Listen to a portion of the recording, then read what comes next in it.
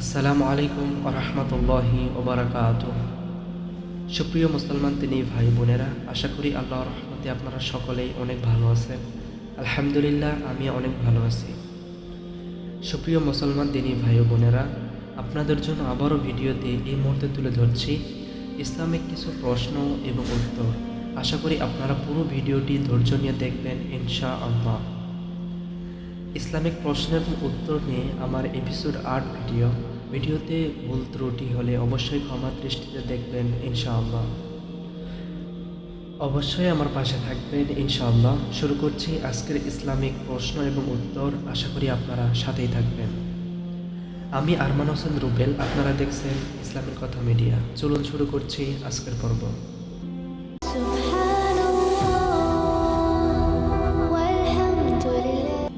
আলহামদুলিল্লাহ, আজকের পর্বে থাকবে আল কোরআন নিয়ে প্রশ্ন এবং উত্তর 20টি, এপিসোড ৮।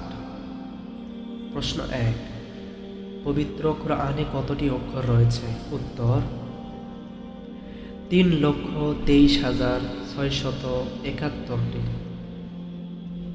প্রশ্ন ২, পবিত্র কোরআনে কতটি শব্দ আছে?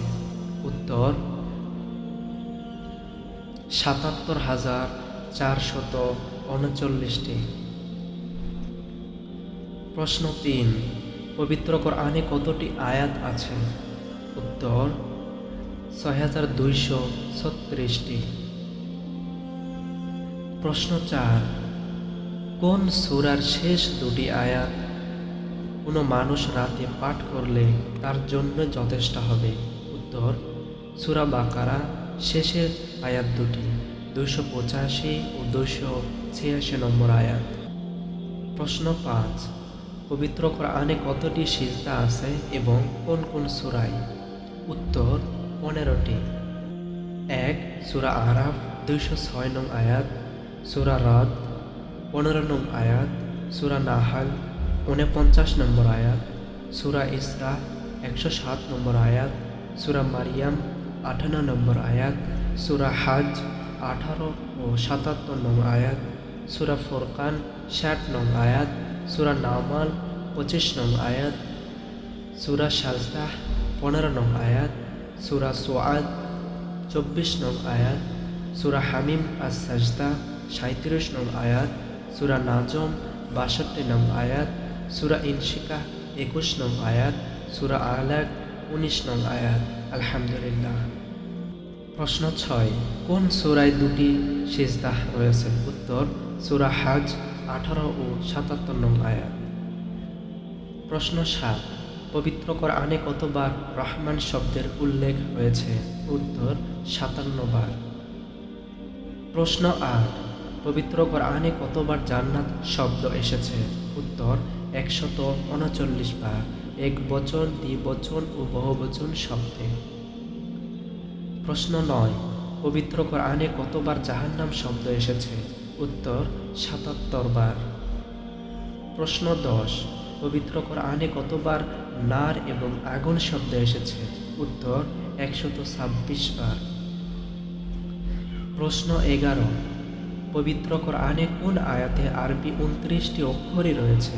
উত্তর সূরা ফাতাহ এর ২৯ নং আয়াতে। প্রশ্ন ১২, সূরা ফাতিহায় মাকজুবে আলাইহিম বলতে কাদেরকে বোঝানো হয়েছে এবং জালিন বলতে কাদেরকে বোঝানো হয়েছে? উত্তর মাকজুবে আলাইহিম বলতে ইহুদিদেরকে এবং জালিন বলতে খ্রিস্টানদেরকে বোঝানো হয়েছে। প্রশ্ন ১৩, পবিত্র কোরআনে কোন সূরায় মিম অক্ষরটি নেই? উত্তর সূরা কাউসার। প্রশ্ন ১৪, পবিত্র কোরআনে কোন সূরায় কাফ অক্ষরটি নেই? উত্তর সূরা কুরাইশ, সূরা ফালাক ও সূরা আসর। প্রশ্ন ১৫, পবিত্র কোরআনের কোন সূরায় দুবার বিসমিল্লাহির রহমানির রহিম রয়েছে? উত্তর সূরা নামল ২৭ নং সূরা। প্রশ্ন ১৬, কোরআনের কোন সূরার প্রথমে বিসমিল্লাহ নেই? উত্তর সূরা তাওবা ৯ নং সূরা। প্রশ্ন ১৭, পবিত্র কোরআনে মোট কতবার বিসমিল্লাহির রহমানির রহিম রয়েছে? উত্তর 114 বার। প্রশ্ন 18, কোন সূরা সম্পর্কে ইমাম শাফিঈ বলেন মানুষের জন্য এই সূরাটি ব্যতীত অন্য সূরা নাজিল না হলেও যথেষ্ট ছিল? উত্তর সূরা আসর। প্রশ্ন 19, পবিত্র কোরআনে কতজন নবীর নাম উল্লেখ রয়েছে? উত্তর 25 জন।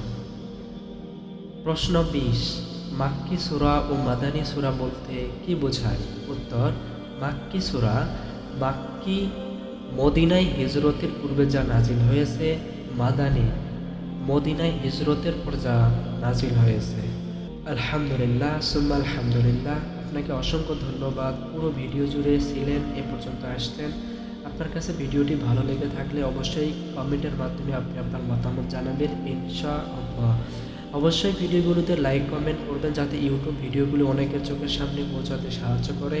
প্রিয় ভাই বোনেরা, আমার এই ভিডিওতে কোনো ভুল ত্রুটি হলে ক্ষমা দৃষ্টিতে দেখবেন। অবশ্যই কমেন্টের মাধ্যমে আমাকে জানাবেন ইনশাআল্লাহ। অবশ্যই লাইক কমেন্ট এবং ভিডিওটি শেয়ার করে দিবেন ইসলাম প্রচারের লক্ষ্যে ইনশাআল্লাহ। যারা চ্যানেলটি সাবস্ক্রাইব করেছেন তাদেরকে অসংখ্য ধন্যবাদ, এবং যারা সাবস্ক্রাইব এখন অবধি করে নাই অবশ্যই সাবস্ক্রাইব করে নিন, পাশে থাকা বেল আইকন অন করে দিন যাতে পরবর্তীতে ভিডিও আসার সাথে সাথে আপনি পেয়ে যেতে পারেন, ইসলামিক সম্পর্কে জানতে পারবেন, শুনতে পারবেন, শিখতে পারবেন ইনশাআল্লাহ। সকলকে কবুল করুন, আমিন। প্রিয় ভাই বোনেরা, ভিডিওটি আজ এ পর্যন্তই। আশা করি আগামী ভিডিওর অপেক্ষায় থাকবেন ইনশাআল্লাহ।